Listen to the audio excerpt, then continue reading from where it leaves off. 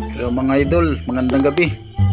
Ngayong gabi mga idol, papakita ko sa inyo yung ating giant kamote. Ayan, kung makikita ninyo yung isang piraso, higit 1 kilo, 1 kilo 2 guhit.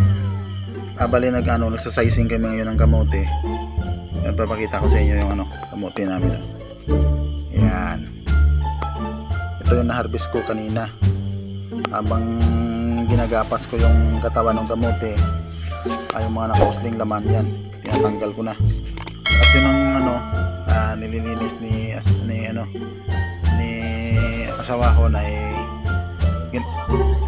ginararo ko kanina, kaya nililinis niya kasi medyo maputik, gawa nga na mabasa yung lupa. Yan, pinapakita ko sa inyo yung biyaya na binigay ni God sa akin. Ayan, kaya pinapakita ko sa inyo ito, nakapatong sa kiluhan. Bali isang piraso lang, higit 1 kilo yung bigat niya. Mayroon ako ditong yung tinatawag na 3 piraso, nasa 2 kilo naman yung bigat. Ayan, papatong natin sa kiluhan. Ayan, legit to yan mga idol. Ayan, 3 piraso lang, nakikita nyo, nasa 2 kilo. Ibig sabihin mabigat yung kamote natin, malalaki yung laman. Doon nakikita nyo sa ibaba, oh. Yan, yung kamote ni Jim Channel na pinaghirapan. Kung nakikita nyo doon dati sa sa unang video ko, habang nagtatanim ako doon, ginamitan ko ng bakal na sanga yung dulo. Tinutusok ko lang to, isa-isa. Kaya ito nagbunga na yung naglaman na yung kamote. Kumbaga yung pagod na pinaghirapan ni Jeep Channel, nagkaroon ng biyaya. Sa tulong ni God, binigyan tayo ng magandang laman ng kamote. Yan, kung nakikita nyo, mayroong segunda, pero mabibinta rin natin yan. Pinapakita ko sa inyo. Guys, bago ko pagpatuloy itong video ko guys, nais kong pasalamatan yung 1,032 na subscriber ko.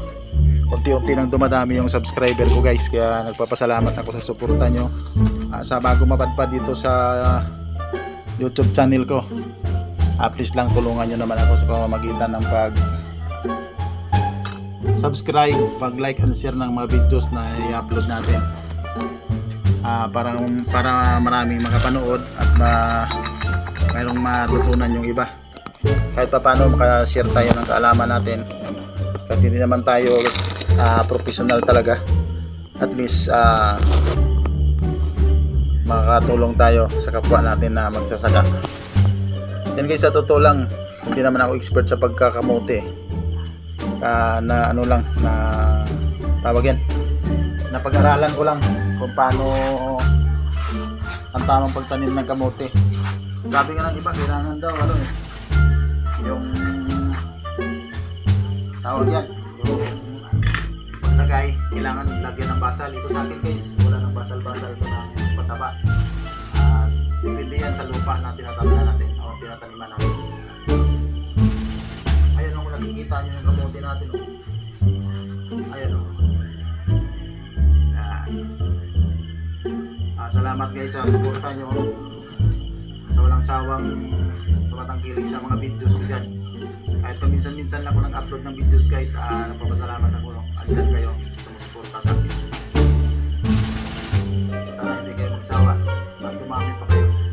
So bago mapadpad dyan sa YouTube channel ko, hindi ko yung tulong nyo na subscribe nyo yung YouTube channel ko. I-like nyo rin yung mga videos ko at i-share. Pero sinisizing natin yung kamote natin kasi meron tayong bayad para nakaredy na.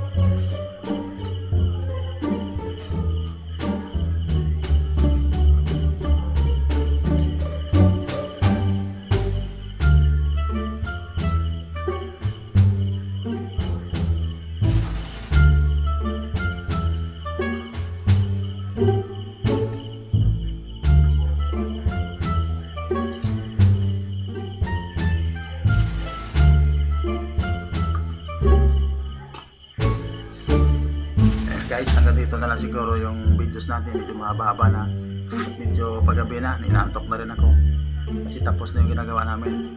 Magpapaalam na ako sa inyo guys, hanggang sa muli. Ako si Jeep Channel at ang aking YouTube channel. Bye bye.